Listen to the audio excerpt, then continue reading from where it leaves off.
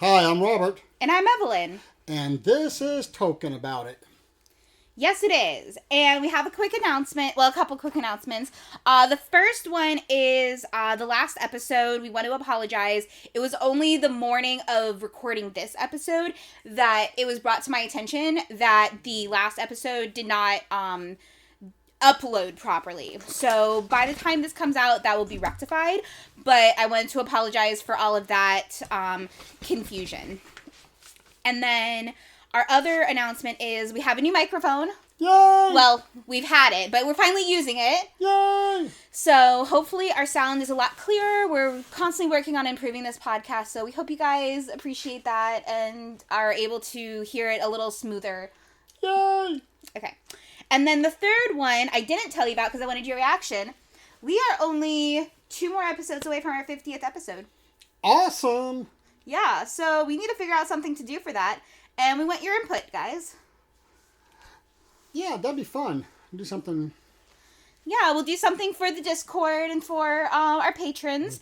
But also just for like the average listener, we would still probably be doing this even if no one listened, to be honest, because it's just kind of fun bonding time with us. But we appreciate you listeners, especially you like listeners that have been like with us since the very beginning. We appreciate you guys to no end. Yes. So, yay!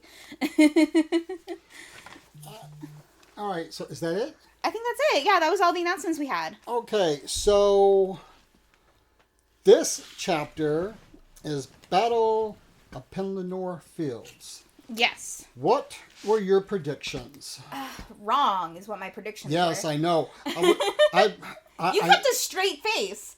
I'm proud of you. You kept a real straight face when I was making my predictions. Because my first one was Mary was going to fall in a trench.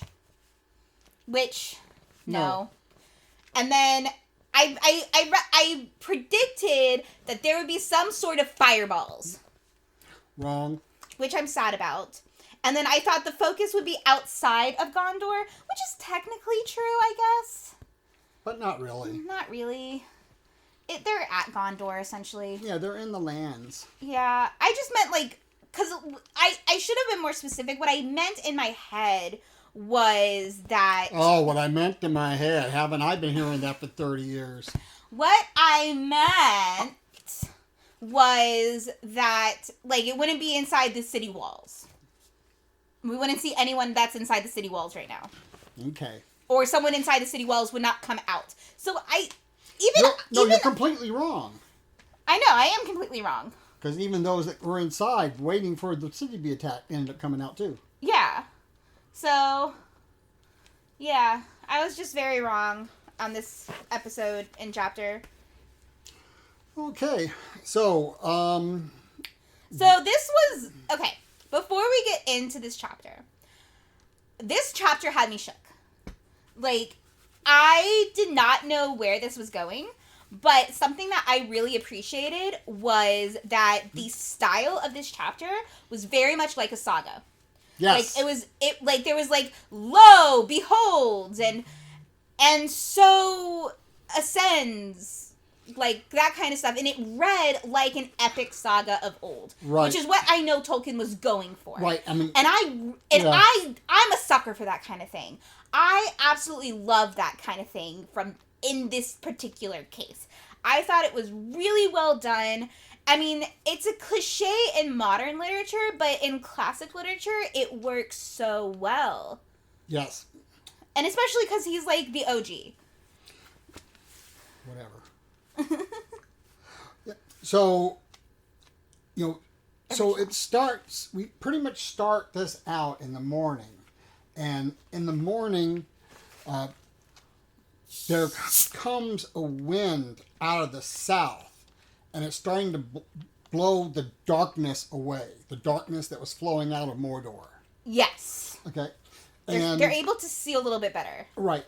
And so, because of the Rings of Power show, I want to add just a little bit here.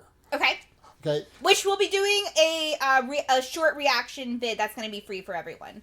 We're also going to be doing a bonus episode. We're going to actually record it right after this one about...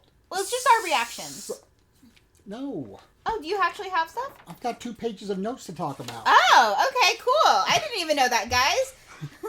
Cool. Okay, anyway, continue. Okay, so this wind is blowing out of the south. It's not just blowing the darkness away, but this wind is also helping the ships that Aragorn captured up the river, making its way down the river to them. Okay. Okay, and this is why, spoiler alert, that's why Aragorn shows up by the end of the chapter. Okay. Okay. Are we going to get a flashback of Aragorn? Not really. Darn it, because I kind of wanted to see what all that was. Right. So, but there is reader speculation that this wind was really unseen intervention of Manwë, who's the chief of the Valar.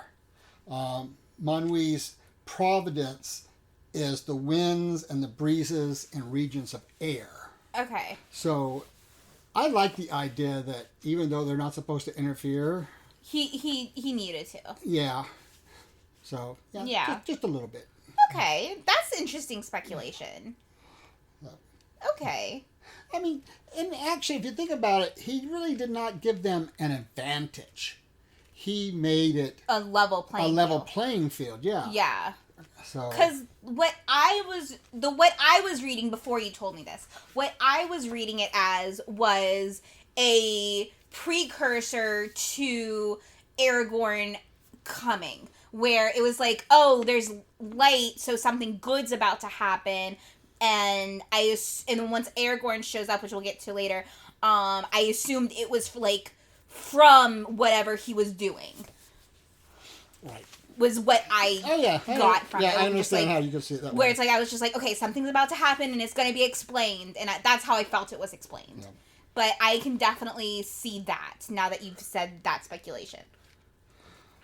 So, getting back into the chapter. So Theoden, his spear is shattered. Mm-hmm. I mean, it just doesn't break. It shatters. Yeah. I mean, it's not broken in two. It's in pieces. Pieces. Yeah. As he threw down the enemy's chieftain. Yes. And then after he threw the enemy's chieftain down, he rode to strike down the banner and the bannerman of the enemy. Yes. And the rest of the enemy who was surrounding them and could see it all started running away. Uh-huh. And to regroup. And that's when it happened. Theoden's horse is struck with a dart and falls. And he falls on Theoden. Yes. But Theoden is still caught underneath the horse. Which... horses are big. I don't think people who have never met a horse don't understand how big they are. Especially a war horse. A war horse. Like, if you've seen, like, pictures of, like, the Clydesdales from, like, Budweiser or from, like, Busch Gardens or anything, shout out to Busch Gardens, greatest theme park ever. My favorite, at least. Worked there for many years. Went there for many years. Because of that. But yeah, like, they're huge. They're taller than you. And their shoulders are the same height as my 5'4" boss who used to handle them at Busch Gardens. Yes. Like, she was 5'4", and they were tall. Like, their shoulders were taller than her. Right. Let alone their heads. Yeah, and they're also very hefty because they have to be able to carry a rider wearing armor. Yes. And they might have armor on as well. Yeah. So they're freaking huge. They're, like, I can't overstate how big they are. Maybe I'll put on our social media, like, an image of, like, a warhorse next to an average person so you guys can see this. Because, like, I cannot imagine how heavy that must be. So, if you're watching The Witcher. Oh, yeah, Witcher. That's a good one. He has a warhorse. Yeah. Yeah, so that's a good, that's a good image. Yeah. Like, I cannot imagine how heavy that must be. And he probably has armor on. Mm-hmm. And Theoden has armor on. Often... Oh my gosh. And often in movies, I can't remember which titles, but there were 3 or 4 Western movies that the horse falls and pins its rider underneath. And the person pinned underneath is like, don't take him off of me, don't take him off me, I'll bleed to death. Yeah. You know, and so, I mean, and that's a regular size quarter horse. Yeah, that's a regular size horse, not one of these monsters. But I want to go back to how the horse fell. Okay. Struck with a dart. Now, I forgot that until I read it this time. Okay. And the reason I want to bring it up, shout out to all my D&D folks, we always joke about why are there even darts in D&D? I mean, they give 1d4 damage. Mm-hmm. You know. Unless they're poisoned. Well, see, that's the point. They're supposed to be poisoned. Yeah. Now because they're useless if they're not. Yeah. Well, back in first edition, even though they were a weapon that you could choose, only evil aligned folk could use poison. Okay. And then only thieves. Or either evil or a thief. Evil or a thief. Okay. The rules say that you couldn't be using poisons. Oh, because it wasn't considered lawful. Correct, mundo. Okay. Yeah. Or good. Lawful or good. But, so neutral couldn't even use it? Yeah, you had to either be a thief. Okay. Which a lot of thieves were like chaotic neutral or neutral good. Yeah. That type of stuff. But, I mean, darts can carry a nasty thing. I mean, watch any... Indiana Jones?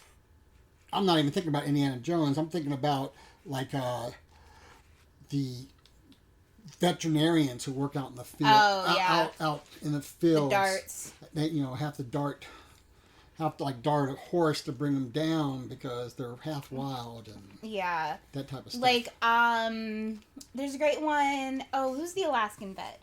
She does that. She has her special dart gun.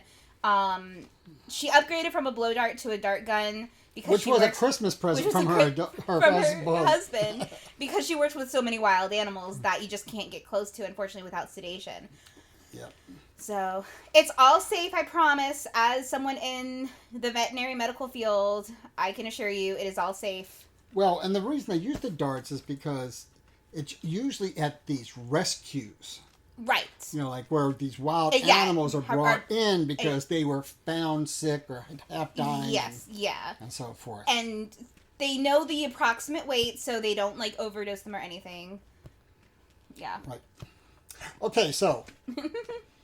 let's climb out of that rabbit hole. Okay.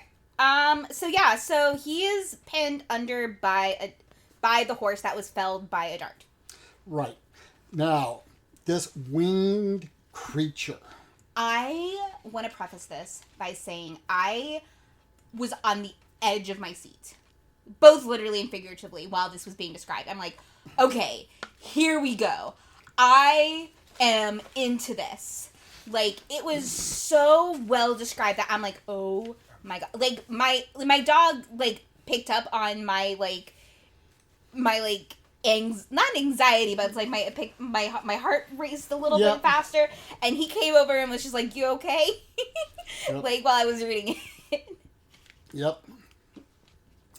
And so, this thing comes out of the air, and the way it's described, it's just this awful looking, hairless, featherless pterodactyl, essentially, of darkness and evil. Which now that I read this, I can totally see why people are like, you were describing a pterodactyl before they even discovered a pterodactyl. Which just proves that he's a Time Lord. Exactly. It just proves he's a Time Lord. But it's even when they're talking about, the wind coming off of it just smelled of rotting flesh. Okay, I have to say, I could feel it. Smell it. I have to say, when I read this, I had a small giggle. Okay. Because the air, how it's written is the air Mary says the air coming off the wings was foul. Was foul. Oh. I get it. Yeah, I don't think now I'm imagining a featherless chicken. And I don't know why I don't know if he was going for the pun or not. Probably not. Probably not. It was just a happy accident. Yep. I wonder if there's like some letter out there where someone's like, "Did you mean to make this?" And Tolkien's like, "I'm just glad it happened." Right.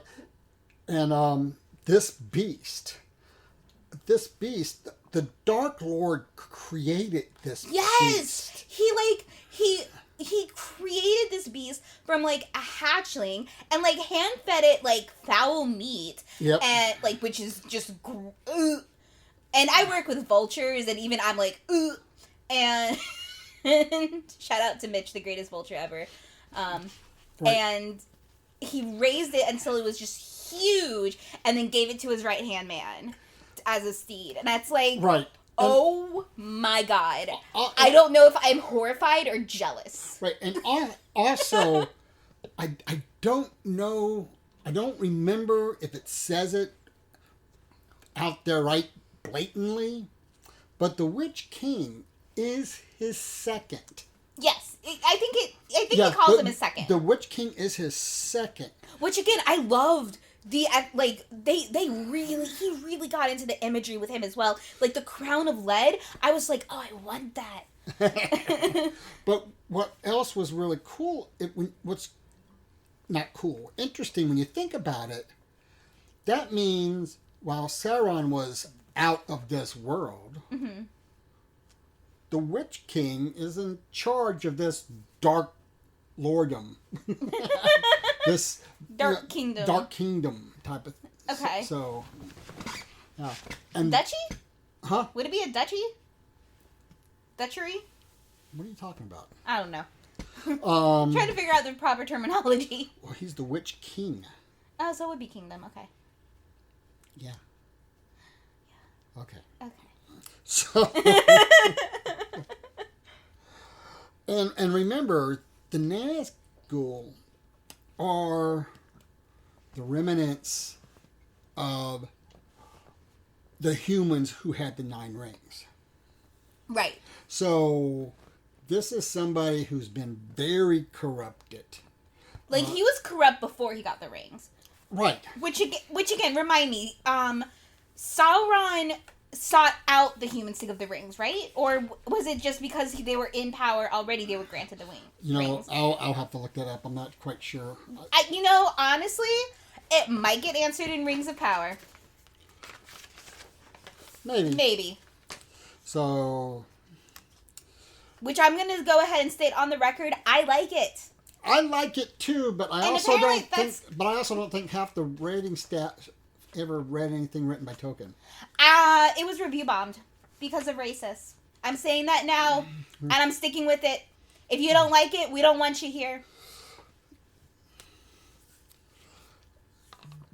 So, but as Theoden falls, Durnhelm is right there. Yes. With Mary. Yes. And Durnhelm speaks and calls the Nazgul. I'm going to try to pronounce this. If you're reading it, you know the word I'm talking about. Dwyrm Merlach, which means work of necromancy. Ooh, that's the name of my next pet. And the Nazgul threatens Durnhelm, saying that he will bring Durnhelm to the lidless eye. I love the way he's described that way. I do like that a lot. But it wasn't even like a threat. It was like a promise. Oh, yeah. It was like, no, this is what's going... It was like mocking, almost. I read it as like mocking. It's just like, you are basic. You can't handle this. Oh, like, no man can handle this. And then it's like the meme. And I did imagine, as soon as this started happening, I did think of the meme. And again, I haven't seen the third movie, or at least I don't remember seeing it.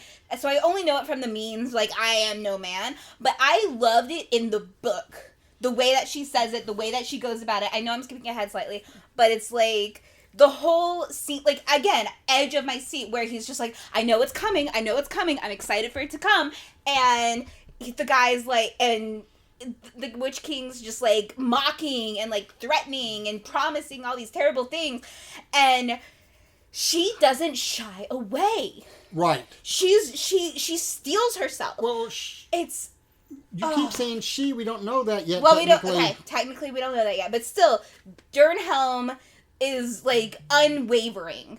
Like, right. Yeah. Like if Dernhelm is like concerned, they're not showing it. They're steeled in their presence, and like even Mary comments on it, just like how in awe, like how like in like any lesser like being would be freaking out. I would be freaking out. I am not a warrior in any way, shape, or form. I would be like, nope, bye, gone. Right. So, so she takes off her helmet, and yeah, it's Eowyn. It's Eowyn, yeah. Eowyn. And Mary's like, well, no, I should have known it. No, but Mary's the one that notices it. Right, but Mary's the one that notices it. But when the helmet comes off, Mary is able to see more clearly. Mm-hmm. And I love the words that Tolkien wrote here. Okay. The visual, quote, bright hair released from its bonds. Yes. I mean, there's just so much there to unpack. Yeah. I mean, for me... Like metaphor, imagery, all that fun stuff. Right, but kind of like, I mean, but to me, at the basic level, it's how she is no longer bound by her womanhood. Yeah. Yeah. She's just as a warrior. Right. And then another description later on is, quote, slender as a steel blade. Yes. No, slender as a steel blade. And it's like, yeah. I loved that imagery where it's just like slender, but still freaking deadly. Well, no, I mean, yeah. Because it really reminds me of, like, it gives me soccer bod vibes, where soccer players and, like, swimmers they're not as bulky as football players, but they are still powerful athletes. Yeah. Their muscles are just toned in a different way. Right. And that's kind of what I got, where it's just, like, slender, but, like, still super toned, where her body is exactly the way it should be for, like, what she does. Right. Yeah. But Mary is right there, and Mary is not being paid attention to at all. No. Mary was no more to the Nazgul than a worm squirming in the mud. Yeah, and it's like... And again, I just love that imagery because... I'm sorry, guys. I'm going off on the imagery here. I know... Remember that time that I said it was heavy-handed and I wasn't that into it? I am into it now. Where I'm like, yes, because that's how, like, people see hobbits, but they don't know how powerful hobbits can actually be. And that's something that they even say a little bit later, is they say that it's like, or earlier in the book, it's earlier in the chapter, it's like the slow courage of his kind like went through him, and I'm like, yes. Sorry, guys. I got really excited. They're going to have a lot of fun editing your loudness. Okay. So, but she strikes the head of the beast off. Yeah. And when that happens, she comes from under the shadow of the beast into the light. Mm-hmm. And her hair is like the sunrise. Mm-hmm. But also, when the Nazgul swings and hits her shield with his mace, the shield shatters. Yes. Just like Theoden's spear did. Spear did, yeah. And then when that happens, we're getting very simplified now. Mary stabs from behind. Yes. And we learn later that even him stabbing from behind, his sword, or, well, it's technically, I guess, a dagger, but a sword to him, disintegrates. Right. And it just disintegrates. But also, remember where he got this from. He got this from the Right Mounds. Yeah. And so it's ancient. Yeah. So it probably had a little bit of magic in it. Yeah. Kind of like Frosty's hat had a little bit of magic in it. Just enough. And then make a snowman. Yep. Go on a rampage with children. Right. And then we get the whole thing with with Eowyn saying, okay, so I'm going to read this. Don't read all of it. That's No. Okay. This is all about this one instant. Okay. Okay. So, I can be killed by no man. Right. Right? Mm. So, first of all, it calls back to Macbeth. Okay. No living man can hinder me. This is the prophecy of Glorfindel earlier in these books. Right. But it also calls back to one of those that was made by Macbeth in Shakespeare in Act 4, Scene 1. Okay. That none of women born shall harm him. Okay. So in both cases, the wording is deceptive. Yeah. Macbeth is killed by Macduff, who was, quote, from his mother's womb untimely ripped. Yeah. So C-section. He was technically not born of a woman. Yeah. And it was a C-section to save his life. Yeah, because mom was dying. Yeah. So the Lord of the Nazgul will be destroyed by Eowyn, who is of humankind but not male. But how about Mary, who is male but strictly speaking a hobbit and not a man? In draft text, it was foretold first that the Witch King would be overthrown by one young and gallant. In other words, not by Gandalf. Then that he would be slain not by men of war or wisdom, but by one who has slain no living thing. And then later it was changed to what we now have, where it would be unlikely on a busy field of battle and less satisfying to read if he kept it as in one or two of his drafts. Okay. But there is a decades-long debate. Okay. Did Mary kill the Witch King, or was it Eowyn? They both struck him. I mean, can it be both? Well, maybe. I don't see why. I'm thinking of the Road to El Dorado meme. Both. But also, I'm sorry, I can't help but wonder if the argument didn't begin From sexist origins? Yes.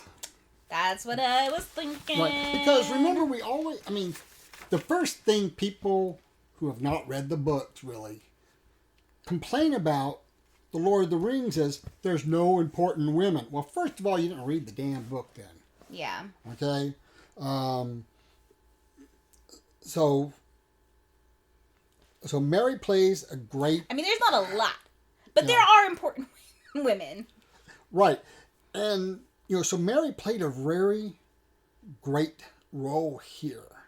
Mm-hmm. Even if he didn't strike the final blow, he at least distracted/injured enough where it assisted. Right.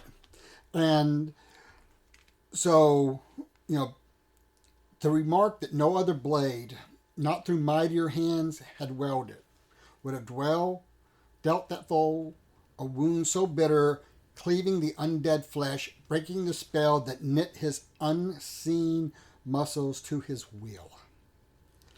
So when he's so when he dies, when the Witch King dies, basically his crown and his robes just fall to the ground. Yeah. Nothing there. Jedi-ish. Not where I was going. I was going... Dark side. I am torn between two different visuals. One is Wicked Witch of the West. Which... just iconic. I'll get you and your putty too. Just absolutely iconic. Or where it's, I'm trying to remember the other literature about it, but it's that trope of they're so old, like in Tangled, like they're so old that when their age finally catches up to them, they're nothing but dust.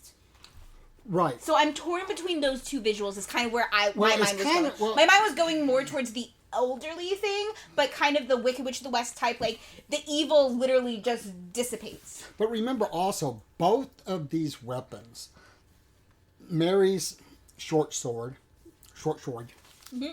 short sword. I say that wrong on purpose so often that It's hard. It's hard to say Mom's it right. fault. Yep. My mom likes to mispronounce words just for the funsies. Like and ornament, sandwich, yeah. Like- Sketty. So, but both these weapons are not a normal run-of-the-day sword. They're I both- didn't realize there was something special about hers. Well, it's just that they're ancient. Wait, where did she get her sword from? Did I miss something? She grabbed the helmet and the sword out of the older stuff that people didn't pick up. Okay. So Okay. Yeah. I totally missed that. All right. yeah, but then when Evelyn strikes the neck, her sword, her sword May the shatters. Schwartz be with you. May the Schwartz shatter you. Make her. I'm keeping this all in.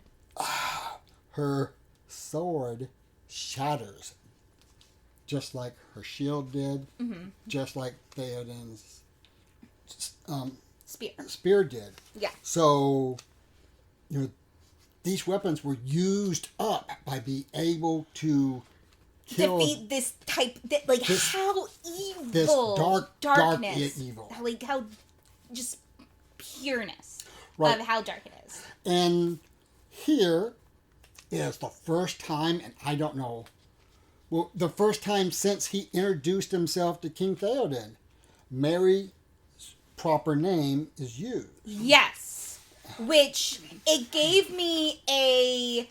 I know this was done before this trope started, but it gave me a war, when you're watching a World War II movie where a crazy battle's going on, and then all of a sudden, the sound goes down, and you hear the heart beating, and it focuses on that one character that you're really supposed to care about. Uh-huh. That's how I visualized when it said Meriadoc, and I'm like, oh, Right. the way it was whole worded, that's exactly what I visualized, was all of a sudden the world is down, you just hear heartbeats and heavy breathing and trying to gather your thoughts in the midst of chaos, and that's exactly what I imagined here.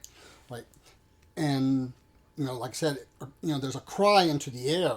Mm-hmm. But I also see it as a proper name for a heroic act. Okay. Yeah. All right. I mean, it's not Mary. It's Meriadoc.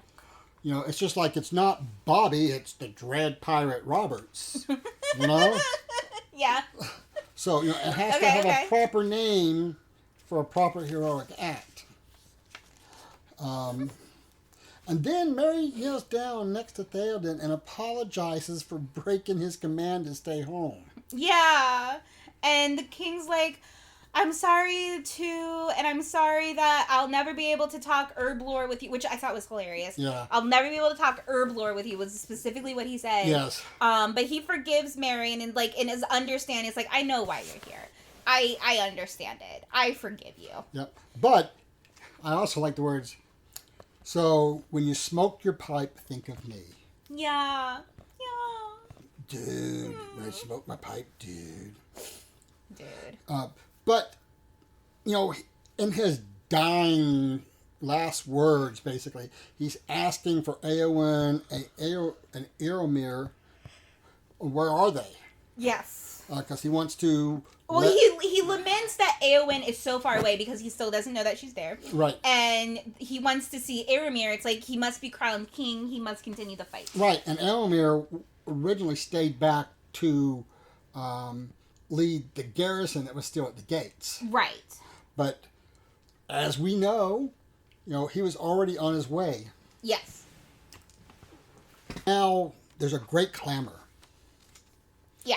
And these new forces show up. New forces of the enemy. Yeah, I was like, new forces, cool. Oh, new forces, bad. I know, me too. Yeah. Like when they said new when they said new forces, I thought they were talking about the ones coming from the city. I know. I was like, is this And Aragon? after reading this Is so this many the city? times, it still It still surprised me a little bit. Because you just get into this chapter. Like, you just get into it. Oh my god, remember that time I was bored? Not anymore, guys. Yeah, but, you know, and Mary's wondering, where's Gandalf? Yes. Where's Oh my gosh. Gandalf? And it's a heartbreaking moment because at least to me it was a heartbreaking moment because he's like, he could have saved Theoden. He could have helped Eowyn. Like, and it's like, oh my god, it's just heartbreaking. And it's like Gandalf, and it just kind of to me is the both Mary and the readership starting to understand the limitations of Gandalf's powers and Gandalf's abilities, where if Gandalf could, he 100% would, but he can't. And we can't, not that we can't rely on him, but it's like we can't rely on him to solve everything. Right. I mean, And it's kind of like a pit in your stomach. So Theoden dies. Theoden dies. Theoden dies. I liked him. They bring, you know, so they bring his body back after the battle. Yes. But actually, he had people are surrounding and protecting his body Yes. too. Yeah. So Yeah, they had a bunch of knights stay to like protect the body and fight around him. Now again, I don't ever remember noticing this before, or if I did notice it, for some reason it didn't strike me as odd. Okay. They bury the horse.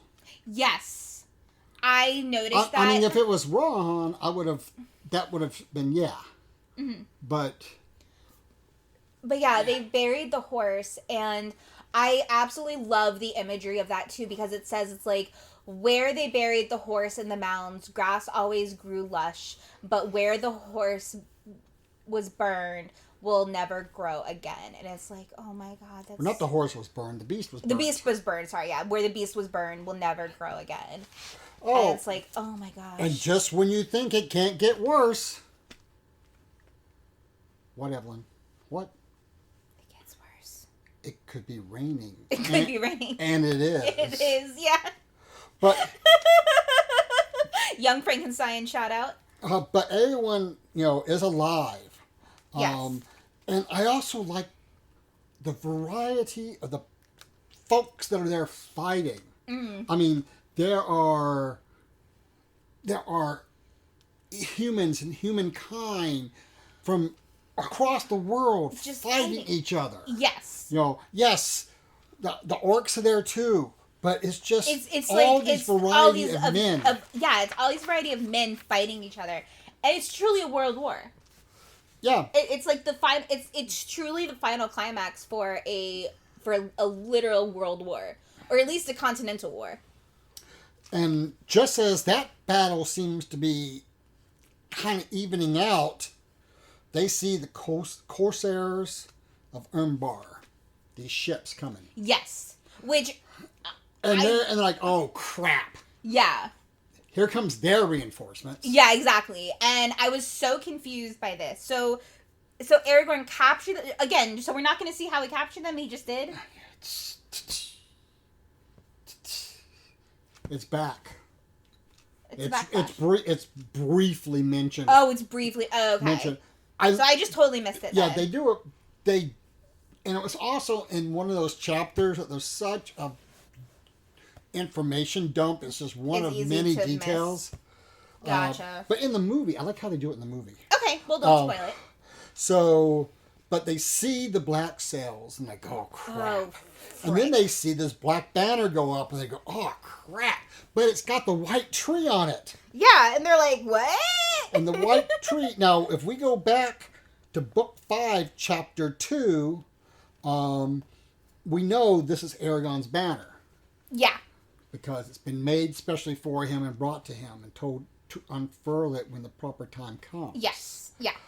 So it's the good guys. Yay! Woo! And as they Which is needed. And they come up needed. and they come off the ship, and not one living foe is left. Yeah. They scorched earth it.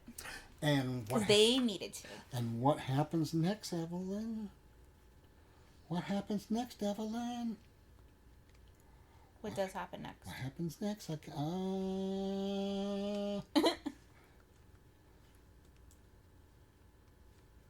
It's a song. Oh, that's right. There's the really long song at the end where they're just like, this is what the poets will sing long after the battle.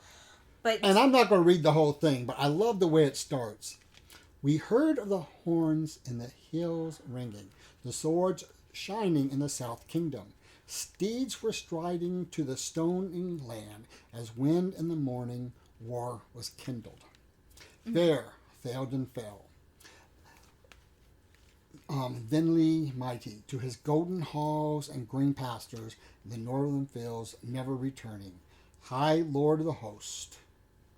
Again, very saga-like. Yeah, very old-timey saga. Yeah. Which we've mentioned before, like that's Tolkien's entire purpose, is to create this mythos for Britain. Right. With the inspiration of those type of things. Right, because, and while Britain has King Arthur, it's depressing. Not only that, and Robin Hood is depressing. There's no epic.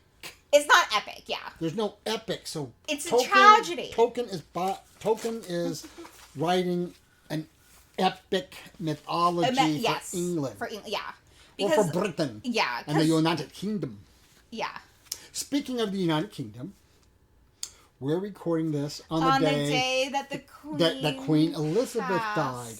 Now, I'm going to go off the rails a little bit here. Okay. So, I read the whole Wheel of Time series. Okay. And the main character. Please don't spoil it for me. No. I'm just saying the main character. One of the main characters, the Blue Aja. Woman from the Blue Aja. As I read that, just because the way they described her, the 2 or 3 times actually described her, in my mind, I visualized the young Elizabeth. Oh, okay. So, I mean, I'm old enough to know what the young Elizabeth looked like. I mean, she was 36 when I was born, but still, as a kid... Yeah, she was a looker. Yeah, she was a good-looking young lady. Yeah. And it's also interesting because, kind of speaking in all of this, when she was born, she was not born to be a monarch. No, she was not, yeah. I mean, she was 10 years old when her uncle abdicated. Yeah. And her dad became king. Yeah. So, I mean, she's already lived a child's life. Not having to think about, I'm going to have to wear the crown one day. Yeah, so she had what normal of a childhood you can possibly have as a noble. Right. Yeah. And and something that I tweeted out that that a lot of my friends have been agreeing with is it's so cool. Like, I heard this said on the news, and I'm in awe that I basically lived in the second Elizabethan age. Right. It was basically because she ruled for 70 years. There was a couple of reporters that were already calling her Elizabeth the Great. Yeah. All right, so we'll put that aside. Yeah. It's sad. We'll see how King Charles III does. Okay. So the next chapter is the Pyre of Denethor. Okay. Denethor is Boromir's Father. and Faramir's father. Okay. Okay. Yeah. Now, remember what was going on. I mean, Yeah, so much has happened since the last time we left saw him. him. Okay. So obviously I have to say Denethor dies. Am I allowed to give that gimme? Yeah, but that's not really okay. But Can I have the point? you can have a half a point if you guessed why and how he dies. I get a full point for that. Okay, so the last time we saw him was Faramir got hit by a poison arrow, and he's like, well, we're dead. And they go to this, like, safe house thing. Okay, can I guess that... Okay, so here's my real first prediction. My first prediction is that he's gonna try to set the house on fire and die with his son, but that's not gonna work. Okay. That's my first one. Because my second prediction is that he is going to rally with the troops once they see that that the riders are here, and with Aragorn, and he's going to decide to ride out into battle and be cut down during battle, just like Theoden. And it's not like just like him, but I know what you mean. In a similar fashion. And then my third prediction is I want to make it about Faramir.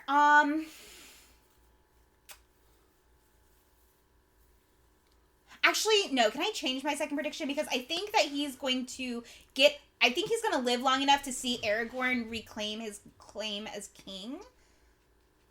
Okay. Just remember, Aragorn is on the other side of the world right now. He just showed up in ships. Yeah. Okay. Yeah, he shows up in ships, but he's going to last long enough to, to at least see Aragorn's, thing and learn about him. Like, he's going to live long enough just to learn about him, and he's going to be angry about it. Okay. You know what? That's going to be my third prediction. Okay. I'm going to say my second prediction is he's still going to get cut down in battle, but he's going to live long enough to get upset about Aragorn. Because I just have the feeling that he's going to get upset about it. Okay. He strikes me as the type of dude that's not rational. Okay. Okay. Okay. Okay. All right. So we'll see how I do. Okay. So those are her predictions. So we'll see how Right they are next time. She is next time. Again, I want to just let you know that between this episode and the next episode for the chapter 7, we're having a bonus episode, and I'm going to unpack some stuff that might be helpful as the Rings of Power show continues. Okay. Though, but it's world making history. Right. I want to say though, as a caveat, and I'll say that to this when we get to the bonus episode as well. We're recording this prior to Sunday when this third episode comes out. So this is all going to be about the first 2 episodes, guys. And other stuff. Well, and other stuff, yeah. But this is based off of just the first 2 coming out. Sorry if we're late. Life, work, the whole 9 yards. Yep. Yep, and not to throw it out there too much, but both Evelyn and I have picked up another writing gig. Yeah. I'm actually an editor now. Yeah, he's the editor. I'm a contributing writer. So yeah. Oh, so I do want to say, we're just gonna be at Baltimore Comic Con, just like for funsies for the well, not for funsies. We're actually working. It was originally gonna be for funsies, but we're just like, no, work, sure. We're gonna be doing press there. As press journalists, we're gonna be journalists there as press passes. But if you're gonna be at Baltimore Comic Con, let us know. We'd love to see you guys, meet you guys. And we'll mention this the next couple episodes until we're there. But I'm going to. So we'll wait until the next episode to talk about. You would be able. There's a special way you'll be able to identify us, but I don't want to put this out there too soon. Okay. I mean, I'm going to be in cosplay on Saturday, but Sunday I'll be in the shirt. Okay. Okay. Well, what cosplay are you wearing? I am wearing a couture burlesque inspired design of Banshee / Siren from the X-Men. So green and gold. I should cosplay as Clark Kent. You should. Just be old Clark Kent. Just have a name tag that just says Clark Kent. So. All right. And just speaking of that, we do want to do more cons. We're interested in doing cons with this podcast. So if there's any that you know that you would like us to do, just hit us up. And remember, we're based on the East Coast, Mid-Atlantic. We're Mid-Atlantic, East Coast. We're in Maryland. Yeah. The president flies over our house sometimes. It's cool. Actually, as I was coming home today, the helicopter flew over the house. Yeah. I saw them from work. So, okie dokie. I think that's everything. Yep. Well, I've been Robert. And I've been Evelyn. And you've been listening to Token About It.